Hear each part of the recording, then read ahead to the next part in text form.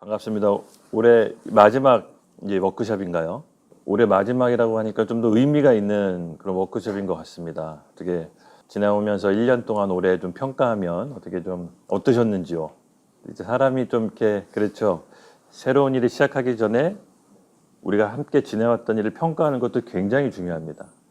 그래서 오늘 좀 그 말씀을 좀 나누려고 하는데요. 연말이다 보니까 내년에 우리가 새로 시작하고 또 새로운 일을 펼칠 때 사실은 지나온 날의 마무리를 잘하는 것이 그거만큼 더 중요합니다.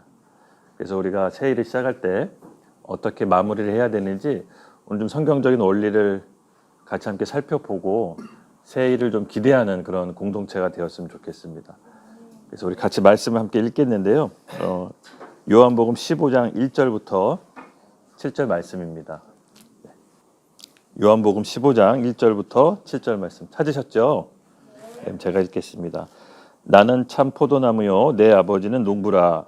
물은 묻어있어 열매를 맺지 아니하는 가지는 아버지께서 그것을 제거해 버리시고 묻은 열매를 맺는 가지는 더 열매를 맺게 하려 하여 그것을 깨끗하게 하시느니라.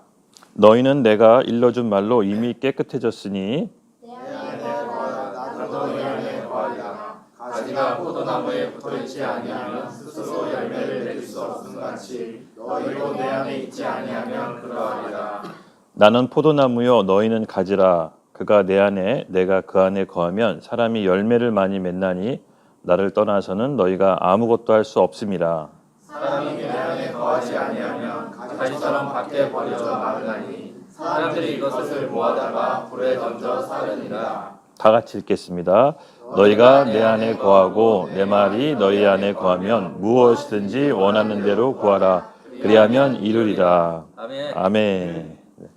제 말씀 구절을 좀 읽고 우리 BMW 공동체 식구들에게 이 말씀이 좀 의미 있게 다가올 수도 있겠다라는 생각을 좀 하게 됐습니다. 아무래도 이제 직장 공동체잖아요. 저도 이제 사실은 회사를 이제 운영을 했었거든요. 그러면 항상 이제 연말에 평가를 하잖아요.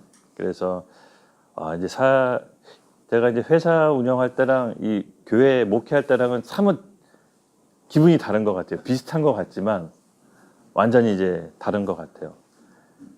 아시다시피 이제 기업은 서로 막말로 얘기해서 돈 없으면 헤어져야 됩니다. 그러니까 돈을 못 벌면 우리 헤어져야 돼요. 근데 이 목회는 죽으나 사나 같이 가는 게 있어요. 돈이 없어도 뭐 언약 공동체다 보니까 어떻게든 서로 책임지면서 가는, 또 그때그때 하나님이 어려운 상황을 통해서도 우리를 성숙시키고 또 제때 필요를 공급해 주시는 이런 놀라운 것들을 좀 경험하는데, 이 회사 운영할 때는 정말 냉정했습니다. 왜냐하면 돈을 못 벌면 어떻게 우리가 유지할 수 없잖아요. 그러면 이제 헤어져야 되는 그런 상황도 있고, 참 가슴 아팠던 게 보면 이 회사 운영하면서 정말 이렇게 어렵게 키운 인력들이 경영상 어려워서 떠나보내려고 할 때 이때가 참 어렵고 힘든 일인 것 같아요. 또 한편 이렇게 회사 운영할 때 가장 큰 보람이 있었다면 우리 직원들의 생활 수준이 나아지고 뭔가 차를 장만하고 뭔가 다른 집으로 이동할 때 그때만큼 정말 기분 좋은 일이 없더라고요. 그래서 참 나름대로 다 매력이 있었고 또 보람도 있었지만 지나온 시간을 이렇게 좀 결산하고 제가 이제 한번 되돌아봤을 때 하나님께서는 뭔가 이게 목회를 하기 위해서 이런 준비 과정이 이렇게 나에게 내 인생에 있었구나. 그래서 여러분, 끝날 때까지 끝난 게 아닙니다. 그래서 우리가 가져야 될 마음은 지금 우리가 이 공간에서 또 삼성이라는 어떻게 보면은 이 그룹 안에서 함께 일을 하지만 또 이 안에서 하나님께서 부르신 이유와 목적이 다 있을 거라고 믿습니다. 이 안에서 또 이렇게 예배를 드리고 또 하나님 나라를 확장하기 위해서 이렇게 모였다라는 것은 굉장히 평범한 일은 아니거든요. 가장 힘들었던 게 이 이윤을 위해 목적에서 모였는데 영적인 비전도 함께 꿈꾼다라는 것은 여러분 일반적인 일은 아닙니다. 대단히 어렵고 힘든 일이지만 꼭 이 시대에 필요한 일이기도 합니다. 그래서 우리가 이 BMW 꼭 성공했으면 좋겠습니다. 저도 이제 기도를 할 텐데요. 그러기 위해서는 좀 우리도 평가를 한번 해봐야 됩니다. 뭐 이렇게 무서운 평가는 아니고요. 오늘 말씀 원리를 잠깐 살펴보면, 예, 제거한다로 합니다. 가지를 제거한다. 근데 여기서 가지를 제거하는 게 포인트가 있는 것이 아니라 왜 제거해야 되는지가 중요한 포인트입니다. 왜 제거해야 한다고 했었죠? 열매 맺기 위해서. 예, 그러니까 열매 맺기 위해서 가지를 제거하는데 이 가지를 제거하는 것이 어쩌면 우리가 해야 될 평가인지도 모릅니다. 즉 붙잡아야 될 게 있고 내려놔야 될 게 있다는 겁니다. 이 하나님께서 새 일을 시작하실 때는요, 기존 것을 그대로 간직한 채 새 일을 시작하실 수가 없다라는 겁니다. 그래서 우리가 오늘 함께 기도하고 또 구해야 될 게 뭐냐면, 주님, 내 안에서 하나님이 허락하시지 않은 격가지가 있다면 제거할 수 있도록 우리에게 성령의 담대함을 주시고, 또 붙잡아야 될 게 있다면 외부의 어떤 압력과 또 어떤 유혹이 있더라도 꼭 붙잡고 갈 수 있도록 도와주십시오라고 기도했으면 좋겠습니다. 이런 영적인 분별력이 우리가 말하는 평가인 것입니다. 그래서 이 평가가 온전히 이루어졌을 때, 그렇죠, 새 일을 시작할 수 있는 힘이 그 밑바탕에 있는 것입니다. 그래서 오늘 이 평가를 좀 영적인 의미, 이 포도나무 의미, 여러분 그동안 많이 들으셨죠? 어떻게 보면 익숙한 구절이라고 믿습니다. 그래서 이 평가가 오늘 우리 가운데 있었으면 좋겠습니다. 이 평가는 우리가 생각하는 것보다 대단히 중요합니다. 아까도 서두에도 얘기했지만 이 평가를 제대로 해야 이제 새 일을 시작할 수 있기 때문이죠. 그래서 기존에 지금까지 살아왔던 내 삶이, 내 영적인 삶이 여러분 만족이 안 된다면 한번 제대로 하나님과 1대1로 독대하는 시간을 통해서 한번 평가하는 시간을 한번 가져보시기 바랍니다. 결국 하나님과의 고독한 독대하는 시간이 우리 가운데 있어야 제대로 된 평가를 이룰 수가 있기 때문이죠. 그래서 저도 제가 너무나 힘들고 어려웠을 때 항상 이게 골방에 가서 하나님께 기도로 구하면서 스스로 한번 평가를 해봤던 것 같아요. 사람은요, 되게 똑똑하고 잘난 것 같은데 곰곰이 생각해보면 똑같은 실수를 매번 반복하면서 또 넘어져요. 그러니까 우리가 예를 들어서 똑같은 실수를 왜 반복하느냐, 사실은 뭔 것 같습니까? 되게 간단해요. 저도 이 원리를 나중에 알게 됐는데, 내 인생에 페널티가 없기 때문에 똑같은 실수를 반복하는 것 같아요. 무슨 말이냐? 우리가 교통법규를 어기면 벌금이 나오잖아요. 그럼 벌금이라는 페널티 때문에 교통법규를 잘 지킵니다. 근데 영적인 원리에서 내가 이것 때문에 과연 내 인생에 이렇게 손해를 봤을까? 라고 결부시키지 않으면 페널티가 없다라고 생각해요. 그럼 똑같은 실수를 계속 반복을 하는데 거기에 대한 원인을 딱 명확히 찾지를 못합니다. 그래서 성경은 우리 보고 이렇게 살라 저렇게 살라고 구체적으로 나와 있지 않지만 하나님 안에서, 창조 질서 안에서 온전히 살아가는 그 원리가 담겨져 있습니다. 그래서 말씀을 볼 때 지금 나에 대한 문제가 이 성경에서 답이 있다라고 여러분 보물 찾기 하듯 찾으십시오. 그래서 하나님께서 독대하는 시간을 통해서 말씀을 우리에게 조명해 주십니다. 이 계시라는 것은요, 갑자기 하늘에서 뚝딱 떨어진 뭐 이런 계시도 있을 수 있겠지만 원래 있었던데 늘 봐왔던 건데 오늘 새롭게 다가오는 이런 부분도 계시의 측면이 있는 것입니다. 그래서 오늘 말씀을 볼 때 원래 우리가 봤던 익숙한 말씀이지만 오늘 새롭게 눈이 열려서 우리 삶을 재평가하고 내년도 새롭게 준비하는 시간이 되길 예수님의 이름으로 축복합니다. 네. 그래서 내가 사는 삶이 뭔가 잘못됐다고 감지한다면, 그렇죠, 삶의 방법을 한번 바꿔보든가 아니면 내 인식이 뭔가 잘못됐다고 생각해서 인식 체계를 한번 점검해 보십시오. 그런 독대하는 시간을 통해서 하나님께서 말씀으로 조명해 주실 겁니다. 제가 이제 직장 생활 처음 했을 때 처음부터 이렇게 제가 남 밑에 수하에서 일하지는 않았어요. 그러니까 제가 이제 연극 보신 분들 알겠지만 어머님이 강제 철거 당하고 그냥 어머님하고 같이 양파 까고 감자 까고 쪽박 하는 일이 제 업무였어요. 그래서 까서 식당에 납품하는 거. 어떻게 보면 제 직장 상사가 어머니가 되신 거죠. 근데 그렇게 이제 사업을 시작하셨는데 하나님께서 조금씩 그때마다 이 사업을 조금씩 키워주셨어요. 근데 가장 좀 제가 이제 느꼈던 건 뭐냐면은 사업이 키워지고 이제 직원들이 붙으니까 저는 이제 나이가 어렸습니다. 왜냐면 28살 때 처음으로 장사를 해서 31살 때 이제 조그만 회사를 운영해서 배달 기사 포함해서 한 6명 정도 직원을 이제 고용했죠. 근데 나보다 다 나이 많으신 분들이었어요. 뭐 40살 중반부터 50대 초반까지. 이제 갓 31살 사장이 뭐 나이 40살 넘으신 분들, 50살 넘으신 분들 이렇게 다스리려고 하니까 뭐 그분들이 제 말 듣겠어요? 안 듣죠. 인생 경험도 훨씬 좋고 풍부하신 분들인데. 근데 그분들이 이 나이 어린 사장을 다룰 때 쓰는 방법이 있었어요. 제가 그때 너무 스트레스 받고 힘들어서 메니에르 병도 오기도 했는데, 그게 뭐냐면은 출근을 안 하거나 결근을 하는 거, 지각하는 거. 그러니까 우리는 식자재 유통을 하다 보니까 이 배송 기사분이 출근을 안 해버리면 제가 밤에 뭐 새벽에 일어나서 가서 배송을 해야 되든지 아니면 뭐 그런 일이 너무 비일비재했죠. 그래서 이 직원분들이 나이 어린 사장을 다스리고 다루는 방법이 출근을 안 하는 거였어요. 그래서 저는 늘 긴장 상태에 있었고, 오늘은 박 씨가 출근 안 하나? 오늘은 김 씨가 술 먹고 출근 안 하나? 또 이제 주차장 가면 술 먹고 자고 있어요, 차에. 뭐 술 먹은 상태에서 배송 일을 시킬 수 없잖아요. 내리세요 하고 제가 운전하고. 뭐 이런 것들이 한두 사람이 아니라 뭐 세네 사람이 번갈아 가면서 하니까 이거 뭐 쓰러지겠더라고요. 돈을 버는 걸 떠나서 과연 이 사람들 데리고 정상적인 경영을 하는 게 제 기도 제목이었어요. 하나님, 정상적인 사람 좀 보내주십시오. 예. 그러니까 정상적인 사람하고 일해도 될까 말까인데, 신용 불량자, 뭐 전직 군 간부 출신도 있었고요, 뭐 전직 목사님도 계셨고, 뭐 노숙인들도 있었어요. 그리고 외국인 노동자도 뭐 카메룬 친구, 중국 분들, 뭐 이렇게 막 하여튼 온갖 인상 군상 다 참나만상들이 다 모여서 정상적인 사람하고 해도 안 될 판국에, 그 시장이라는 곳이 그런 곳이죠. 그걸 갖고 그분들을 갖고 같이 하는데, 와, 이거 뭐 정상적인 경영이 안 됐습니다. 그래서 기도를 하는 거죠.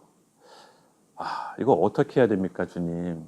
뭐 기도를 하다가 하나님께서 딱 주신 마음, 그때도 이제 말씀을 주셨어요. 제가 그래도 신앙을 생활하면서 한 가지 처음부터 하나님께 훈련시켰던 게 있는데, 그게 뭐였냐면은, 그러니까 이 성경 말씀이 하나님께서 이 세상을 창조하신 원리가 담겨져 있다면 지금 내 안에 있는 문제도 이 말씀 안에 답이 있겠구나라는 게 제가 그냥 단순한 생각이었어요. 하나님이 이 세상을 창조하고 그 창조 질서가 이 안에 있다면 내 문제도 이 안에 있겠다. 이게 단순한 생각이었는데, 그렇게 좀 보물찾기 찾듯 그렇게 이제 말씀을 받죠. 성령께서 우리의 스승 되시잖아요. 그래서 성령께서 어떤 역할이 있으시죠? 예수님의 말씀을 생각나게 하고 기억나게 하고 예수님의 말씀에 증인이 되게끔 한다.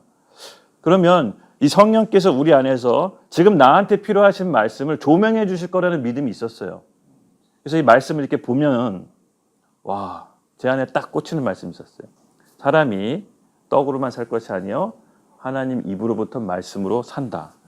예, 그래서 제가 이제 제가 지금 나오는 이 경험은 제가 이제 책에 있습니다. 제가 오늘 여러분들한테 퀴즈를 내서 당첨되시는 분들 선물로 책을 드리려고 한 권 준비해왔습니다. 죄송합니다. 한 권밖에 못 갖고 왔습니다. 그래서 제가 그때 단순하게 생각했던 말은, 아, 지금 생각해 보니까 저는 어찌됐든 사장이고 너희는 내가 고용했잖아. 뭐 일단 나이를 떠나서 내가 고용했잖아. 내가 돈 주고 샀잖아. 또 맛있는 것도 가끔 사주잖아. 이런 약간 우월감이 있었던 거죠. 그랬더니 그분들이 봤을 때 은연중에 느꼈을 것 같아요. 아, 뭐 나이 어리고 저런 약간 시건방지네. 지금 생각해 보니까 제가 만약에 그 나이 먹고 나이 어린 사장이 저한테 그렇게 했으면 똑같았을 것 같아요. 직업의 문제가 아니라, 지식의 수준이 아니라 이 사람의 마음인 거죠. 저는 은연중에 제가 돈 주고 샀다라는 마음이 있고, 왜 내 말대로 안 하냐는 마음이 있었고, 그분들은 그걸 다 느꼈던 거예요. 예. 그래서 돈으로는 사람의 마음을 살 수가 없잖아요. 그렇죠? 몸은 살 수 있어요.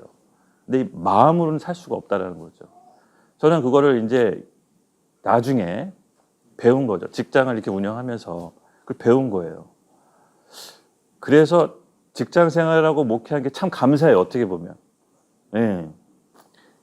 제가 제 인생이 앞으로 또 어떻게 될지 모르겠지만 그때 시즌마다 하나님께서 이렇게 이끌어 주셨는데 지금 이렇게 교회를 하고 목회했을 때 사실은 지금 여기서 목회하면서 배운 지식보다 제가 회사를 운영하는 15년간의 그 세월이 훨씬 더 값지고 하나님께서 이 목회하는데 이거 쓰시게 하는구나 라는 걸 느꼈을 때 조금 더 감사함이 있습니다. 이 목회를 하기 전에 또 직장을 해보니까 이제 하나님 무서운 줄도 알고 또 사람 무서운 줄도 알게 되더라고요. 이 사람 조심해야 된다. 그래서 그 과정을 겪으면서 이제 제가 내렸던 결론이 있습니다. 내가 이 사람들 돈 주고 살려고 하고 내가 월급 줬는데 나는 당연시 모든 걸 생각했는데 사실 사람을 살 수가 있는 건 떡이 아니다. 말씀이다. 그래서 제가 교회에 그때 당시 뭐 아무런 직분이 없고 그냥 형제였어요. 교회 목사님한테 얘기해서 목사님 제가 직장에서 성경 공부 모임을 하고 싶은데 제가 뭐 아는 지식이 없지 않습니까?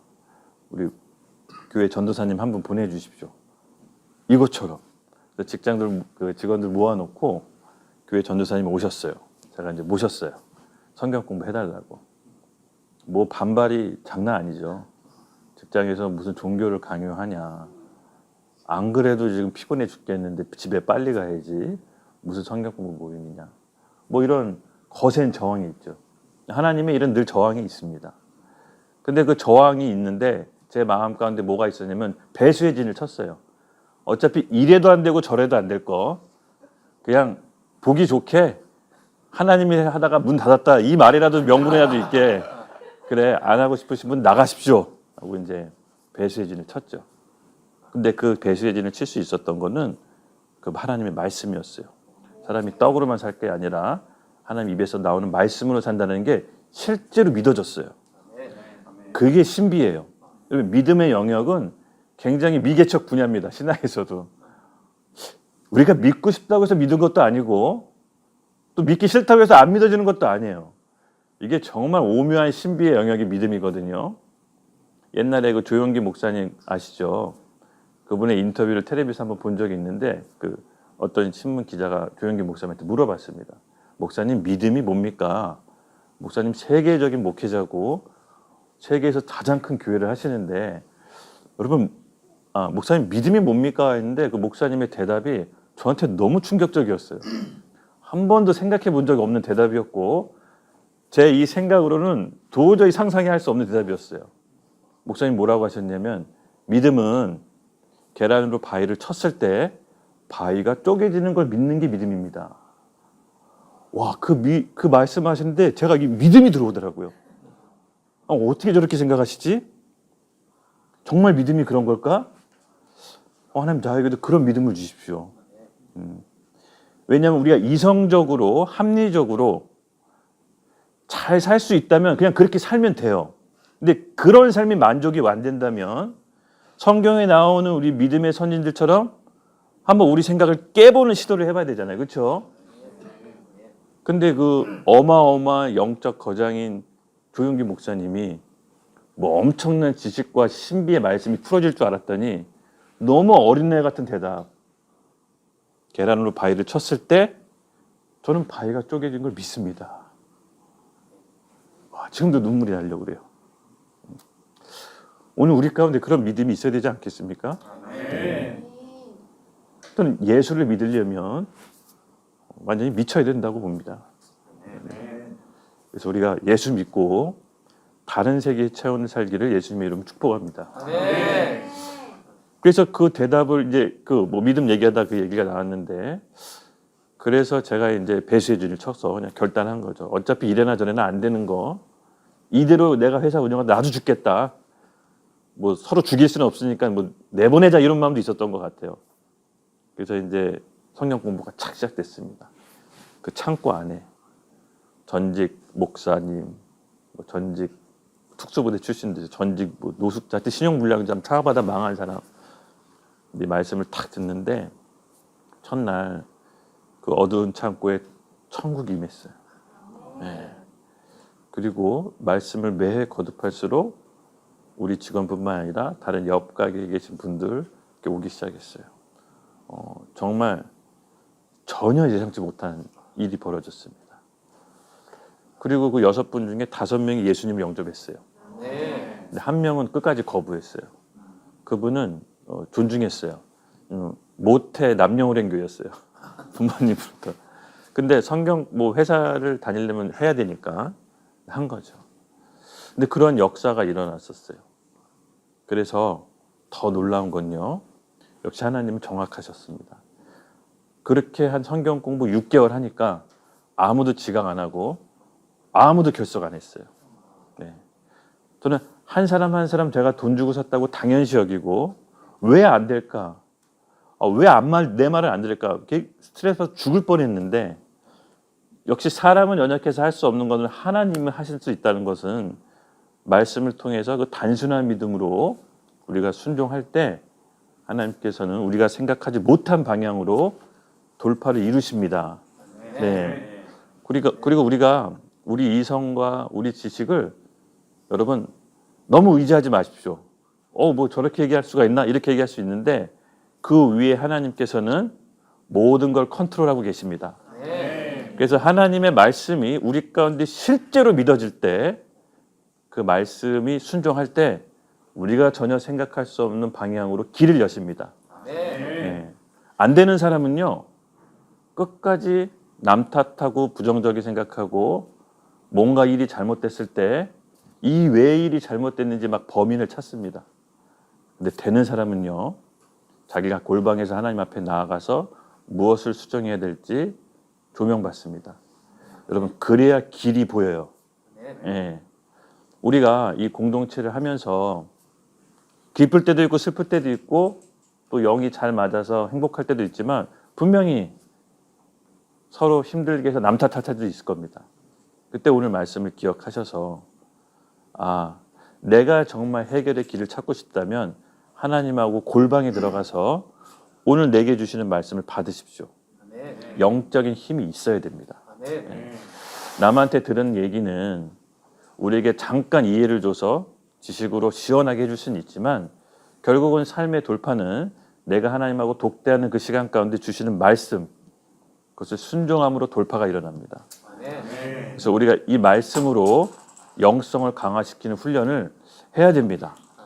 저도 이제 목회하고 주로 청년들 사역을 많이 하지만 영성이 약해요.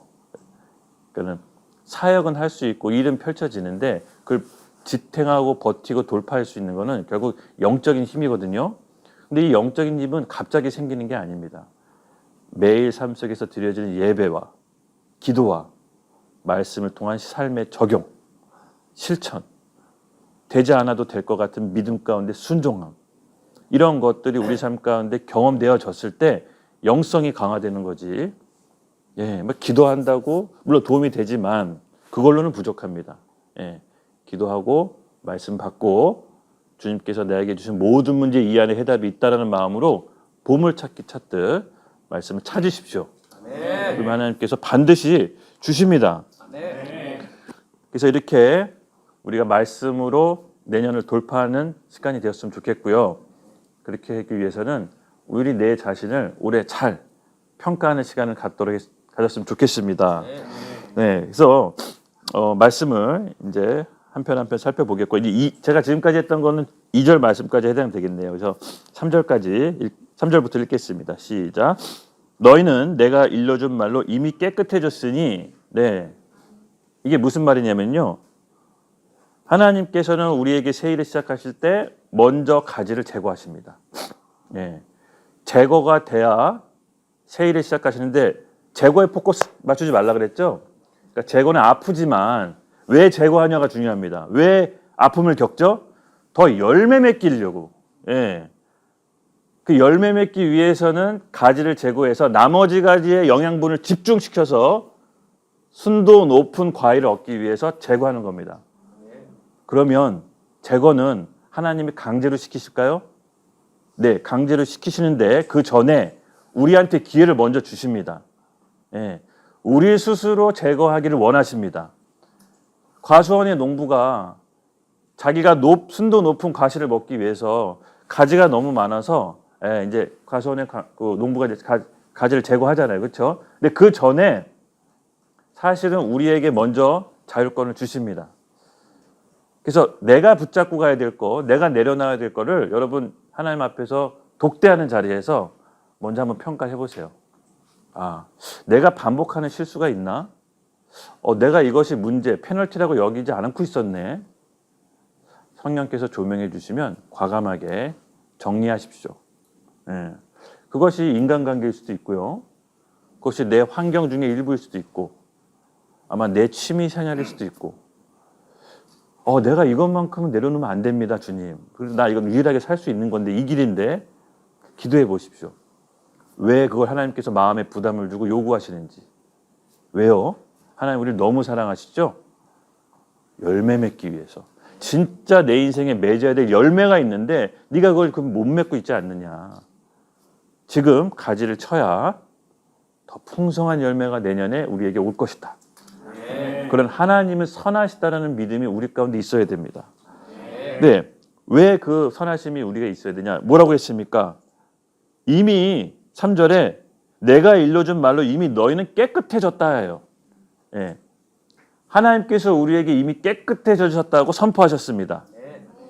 근데 우리가 격가지를 너무 많이 붙잡고 있으면 하나님이 새 일을 못 하십니다. 그러니까 하나님 안에서 내가 누군지 먼저 인식을 정확히 하셔야 됩니다. 예.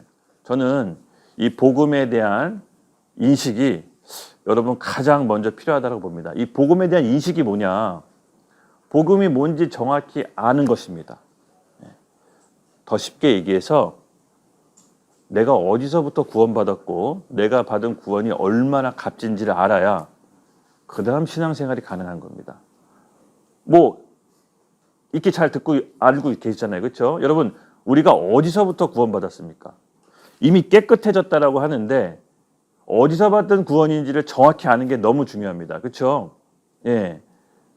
우리가 어디서부터 구원받는지 정확히 우리 로마서 8장 이전에 얘기합니다. 죄와 사망의 법에서 생명의 성령의 법으로 옮겨졌다라고. 예. 즉 죄와 사망이라는 인간의 근본적인 문제, 인간 스스로 해결할 수 없는 문제가 바로 이 두 문제입니다. 죄와 사망. 우리가 예수 믿는 즉시 죄와 사망의 법에서 생명과 성령의 법으로 옮겨졌다라고 얘기합니다. 옮겨질 것이 아니라. 그러면 이미 깨끗해졌다라는 것은 죄와 사망이 더 이상 내 인생에 관여할 바가 없다라는 것을 인식하고 내가 받은 구원이 뭔지를 아는 겁니다. 우리가 받은 구원은 죄와 사망의 법에서 건짐 받은 겁니다. 예. 죄와 사망의 법은 이 세상 시스템을 얘기하기도 하고요. 이 세상 권세 잡은 자, 통치자, 사단이 만들어 놓은 모든 문화도 얘기합니다. 그럼 이 시스템에서부터 내가 잘못 주입받았던 가치관, 내가 잘못 주입받았던 교육들이 있다면 그것이 내 인생의 발목을 붙잡고 내 격가지들로 나를 힘들게 한다면 그 가치관을 제거해야 될 수도 있습니다. 내 생활 방식도 제거해야 될 수도 있습니다. 예, 그것이 이미 깨끗해졌다라고 하는 겁니다. 예수 그리스도로 인해서 우리의 죄가 속량받았음에도 불구하고 여전히 죄 가운데 있고 여전히 하나님이 내가 좀 두려워하고 여전히 내가 모자란 사람 같고 여전히 하나님이 대면하기 어렵다면 여러분 내 안에 있는 그리스도 안에 있는 나의 정체성을 한번 잘 살펴보시고 그 뿌리에 내가 구원받은 게 정말 어디서부터 구원받았는지 명확하게 있는지를 한번 살펴보시기 바랍니다. 우리를 구원하기 위해서 예수님이 쓰셨던 방법이 뭡니까? 속량. 네, 속량. 이 속량의 개념을 아는 게 너무 중요합니다. 속량은요, 누가 대신 값을 치르고 산 겁니다. 그래서 기독교에서 속량은요, 영적인 자유함을 뜻하는데 엄밀히 따지면 우리에겐 영적인 자유함이 아닌 겁니다. 즉, 속량을 통해서 한쪽인 노예에서 다른 한쪽인 종으로 바뀌는 것 뿐이지 완전한 자유가 있는 게 아닙니다. 즉 그리스 로마 시대 보면요, 이 노예가 해방되기 위해선 새 주인이 값을 치러야 그 노예가 해방될 수가 있습니다. 그렇죠? 그래서 우리가 태어난 즉시 성경은 본질상 진노의 자녀라고 합니다. 그러니까 태어난 즉시 우리는 죄와 사망의 법이라는 시스템 안에서 벗어날 수 없는 운명 안에 살아가 있는 존재라고 합니다. 하나님을 아빠 아버지라 불러야 되는데 마귀를 아빠 아버지라 부르면서 온갖 문제 다 겪다가 내가 겪는 저주 자녀에게 물려주고 본인은 지옥에 가서 죽는 게 인간의 실상이라고 합니다. 그게 적나라하게 성경에 표현되어 있습니다. 에베소서 6장에. 그것인데 그 문제를 인간 스스로 해결할 수 없기 때문에 구원자가 필요한 것입니다. 그래서 이 예수 그리스도에서 피의 대가로 우리를 정확히 속량하셨습니다. 왜? 육체의 생명은 피에 있다고 했습니다. 즉 죄에 대한 값은 죽음으로부터만 속량받을 수가 있는 겁니다. 그런데 그냥 죽어서는 안 됩니다. 피 흘려서 죽어야 그 죄값이 속량되는 겁니다. 그래서 인간의 모든 죄는 죄 없는 누군가가 대신 죽어야 그 죄값이 속량됩니다. 로마서의 죄의 싹은 뭐라고 했죠? 사망이다. 즉 죄의 값을 치르려면 누군가는 죽어야 죄값이 치러지는 겁니다. 근데 그냥 죽어서도 안 되고 피 흘려야 죽어야 죄값이 속량이 됩니다. 그래서 하나님의 특단의 조치가 이루어지는데 이 죄와 죽음의 문제를 인간 스스로 해결할 수 없기 때문에 하나님의 특단의 조치가 하나님이 인간이 되시기로 결정하신 겁니다. 그 죄 없으신 분이, 죄를 알지도 못하신 분이 우리의 죄를 속량하기 위해서 인간이 되셔서 이 세상에 뚫고 들어오셨습니다. 시간과 공간의 제약을 받지 않는 하나님이 시간과 공간 속으로 들어오신 겁니다.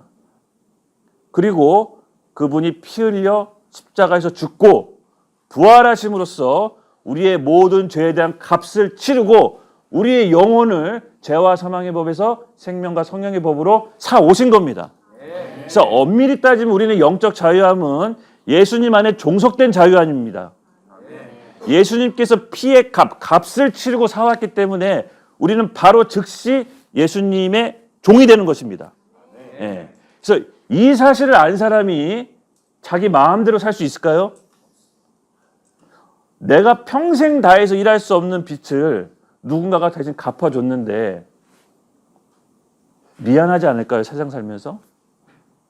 우리 형제님에게 100억의 빚이 있다고 합시다.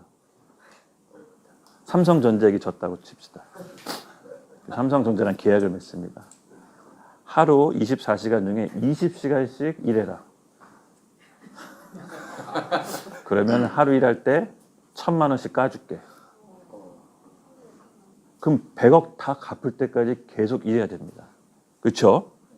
근데 어느 날 한 신사분이 와서 너무 불쌍한 거야. 너 빚진 게 얼마야? 저 100억인데 이제 한 3억 깠습니다. 너무 불쌍해서 그 내가 갚아줄게. 부유하신 분이. 어마어마하게 부유하신 분이 야 그런 회사가 어딨어? 내가 갚아줄게. 갚았어요. 이 사람 너무 고맙지 않겠어요? 이 사람 뭐라고 하겠습니까? 저 충성을 다하겠습니다.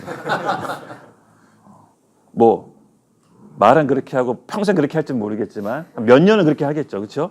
미안해서라도 내가 힘으로 도저히 감당할 수 없는 빚을 여러분 청산받았다는 그 자유함. 빚 안 잡아서 잘 모르시나 보네. 여러분 빚 독촉 받고 시달리는 사람이 그 빚에 대해서 자유했을 때 얻어지는 자유함은 뭐 영적 자유함 못지않게 어마어마하게 큰 자유함입니다. 영적 자유함이 내 인생에 페널티가 없다라고 생각하기 때문에 심각성을 못 느끼는 거지. 당장 여러분에게 100억 빚이 주어진다 보십시오. 어마어마한 압박으로 미친 듯이 일할 겁니다. 미친 듯이 겸손해질 겁니다. 미친 듯이 지죽은 듯이 살 겁니다. 근데 영적인 똑같은 원리로 내가 내 힘으로 감당할 수 없는 그 죄의 무게를 예수님께서 대신 죽음으로 결박이 풀렸습니다. 여러분 이 사실을 안 사람이 자기 뜻대로 막 살 수 있을까요? 자기가 하고 싶은 대로 살 수가 있을까요? 그렇게 살 수 없습니다. 속량의 의미가 내가 어디서부터 구원받았는지를 정확히 알아야 나머지 중요하지 않은 이 세상의 삶의 격가지를 제거할 수 있는 겁니다. 아, 이게 더 중요하구나. 주님이 날 사셨지. 주님이 날 위해 죽으셨지. 이게 실제로 믿어지는 겁니다.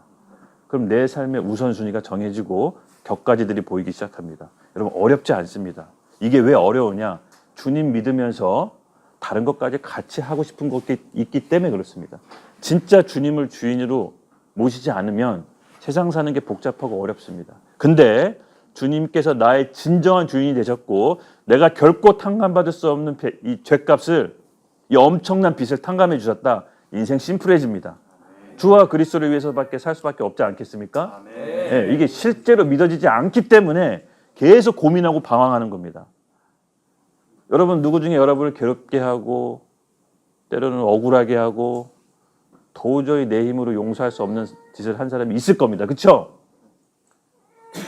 근데 여러분 바로 그 자가 나 자신이라는 걸 인정하셔야 됩니다.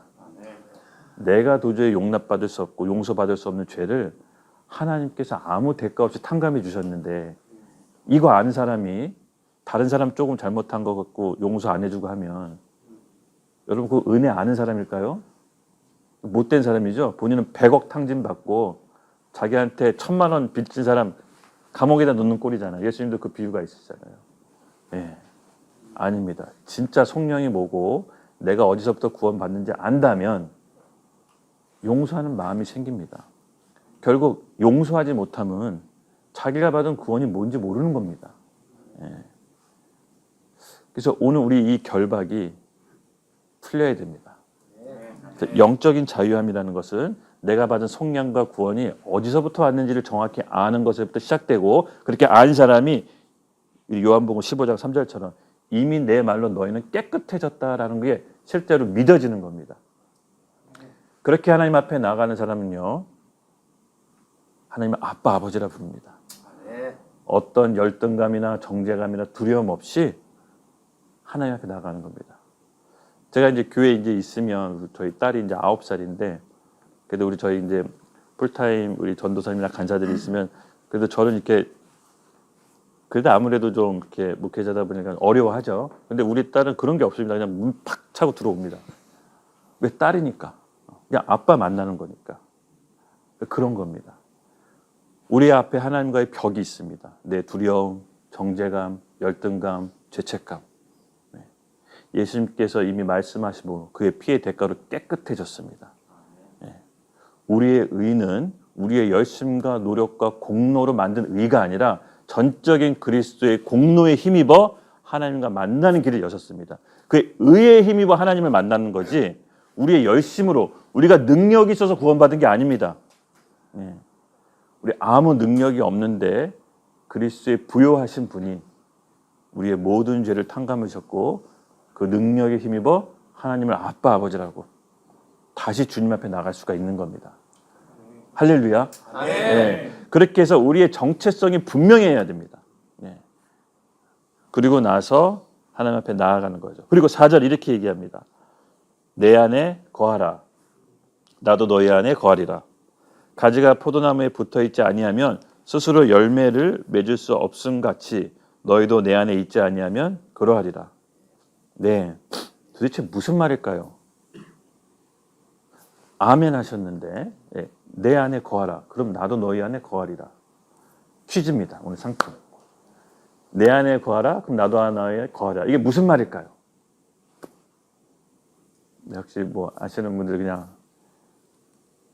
없으시면 제가 얘기하겠습니다. 네. 네, 맞습니다. 그것도 맞는 말입니다. 그래서 어찌됐든 상품 드리겠습니다. 네. 그럼 잘 보십시오. 우리가 먼저 예수님께 거하는 겁니다. 그러니까 예수님이 우리한테 먼저 오시는 게 아니라 즉 우리가 먼저 예수님한테 거할 때 예수님께서도 우리한테 거하신다고 했습니다. 저는 이게 어떤 신학적 논리로 딱 이게 정답이다라고 말하고 싶진 않고요. 제가 이 말씀 구절을 읽었을 때 주님께서 주시는 감동이 뭐였냐면 세상 모든 내가 사랑하는 것들, 나의 격가지들 그런 것보다 주님을 먼저 사랑하는 게 내가 주님 안에 거하는 거라는 말씀을 주셨습니다. 그럴 때 내가 먼저 주님을 사랑할 때 그 행동으로, 그 표현으로 내 인생의 격가지들을 먼저 제거할 때 하나님께서 나에게 말씀으로 주신다는 것을 저는 삶을 통해 여러 번 경험했습니다. 그래서 그 말씀을 순종할 때 우리가 생각지도 못한 놀라운 일들이 펼쳐집니다. 그래서 저는 이 말씀을 사실 율법적으로 받아들이지는 않습니다. 하나님께서 나에게 가장 좋은 거 주시기 위해 지금 나에게 말씀하시는 거라고 받아들였습니다. 그래서 우리가 먼저 하나님을 사랑할 때 하나님께서 우리에게 꼭 필요한 말씀을 주실 겁니다. 그리고 그 말씀 앞에 순종하는 게 주님의 말씀 안에 거하는 겁니다. 그럴 때 여러분 생각할 수도 없는 일들이 펼쳐집니다. 예. 저는 고난을 통해서도 물론 믿음이 자라나지만 우리의 기도 응답을 통해서도 여러분 믿음 자라납니다. 이 부분도 반드시 놓쳐서는 안 된다고 생각합니다. 물론 하나님께서 고난과 고통을 통해서 우리를 성장시키고 믿음을 자라나게 합니다. 근데 한편 계속 그렇게만 하면 사람이 어떻게 삽니까? 하나님께서는 또 때로는 우리의 작은 기도, 너무 세속적인데 그런 기도마저도 들어주심으로써 기쁘게 해줄 수가 있습니다. 그러니까 너무 이런 기도는 세속적인데 그거보다도 우리 안에 이 순수한 말씀에 대한 순종하는 마음이 있다면 여러분 구하십시오. 하나님 아버지께서는 우리의 모든 필요와 우리의 공급해 주시기를 원하시는 분이십니다. 그걸 이용하는 게 나쁜 거지 하나님의 말씀에 근거해서 믿음을 주장하는 건 나쁜 게 아닙니다. 여러분 우리 크리스찬들이 믿는 믿음의 근거는 무엇입니까? 하나님의 말씀에 근거한 믿음입니다. 예.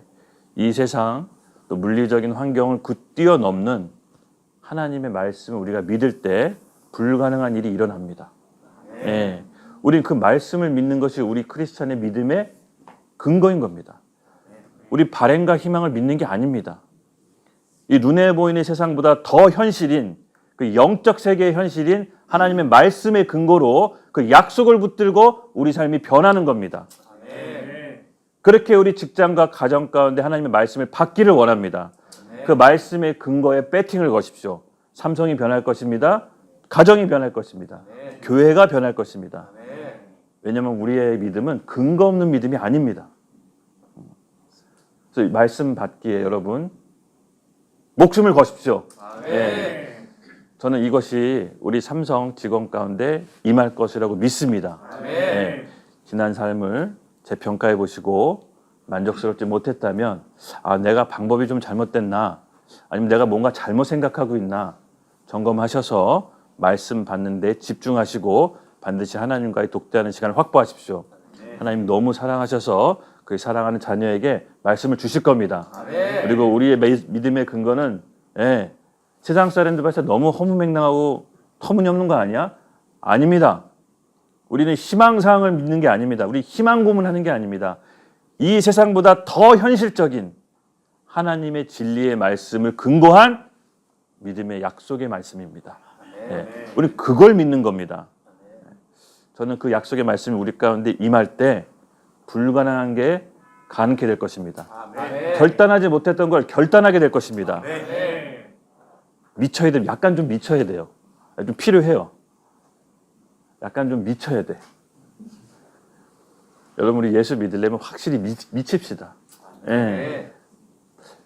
저는 좀 그게 필요하다고 봅니다.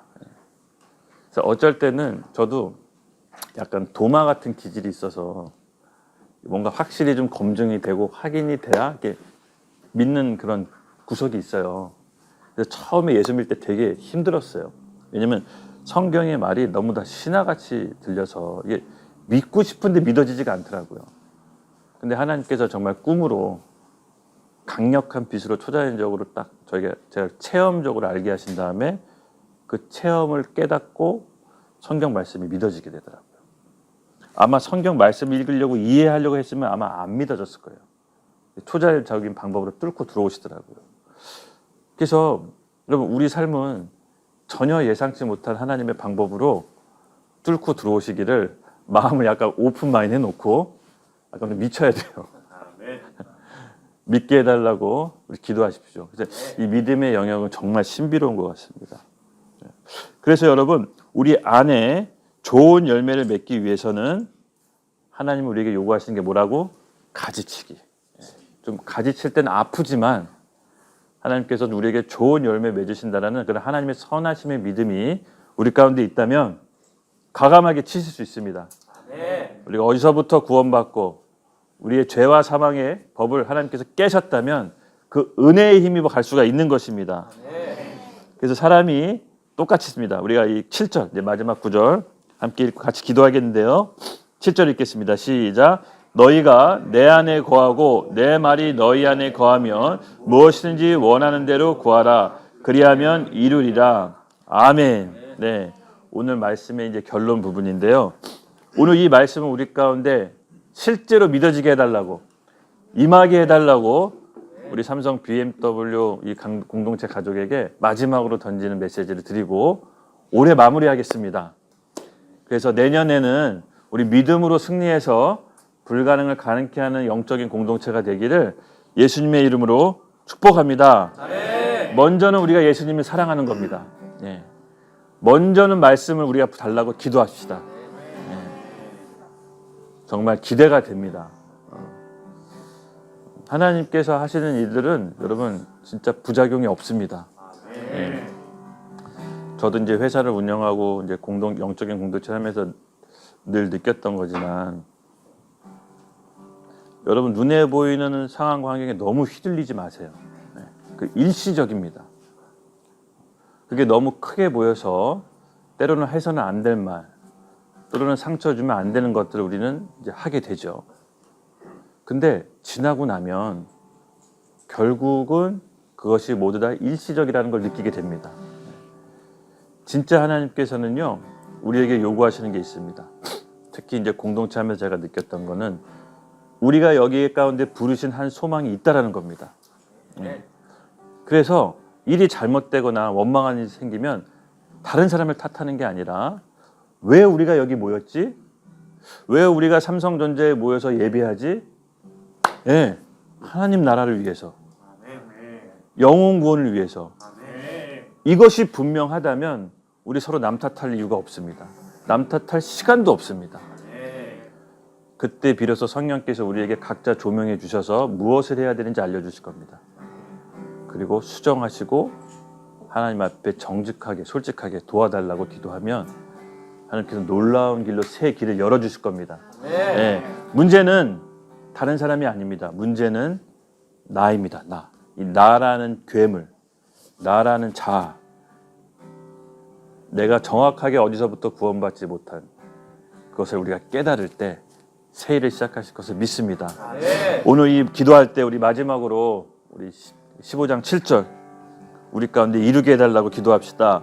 너희가 내 안에 거하고 내 말이 너희 안에 거하면 무엇이든 대로 원하는 대로 구하라. 그리하면 이루리라. 제한 없이 무엇이든지 원하는 대로 우리 생각 밖에 넘어서는 하나님의 일들을 오늘 우리 가운데 이루어지기를 기도합시다. 먼저는 우리가 예수님을 사랑하는 겁니다. 먼저는 가지를 치는 것입니다. 그럴 때 예수님의 말씀이 우리 가운데 오시고 그 말씀에 순종할 때 무엇이든지 원하는 대로 아무 제한 없이 기도하고 구합시다. 오늘 그것을 받아냅시다. 우리 하나님께 기도하며 나아가겠습니다. 주여!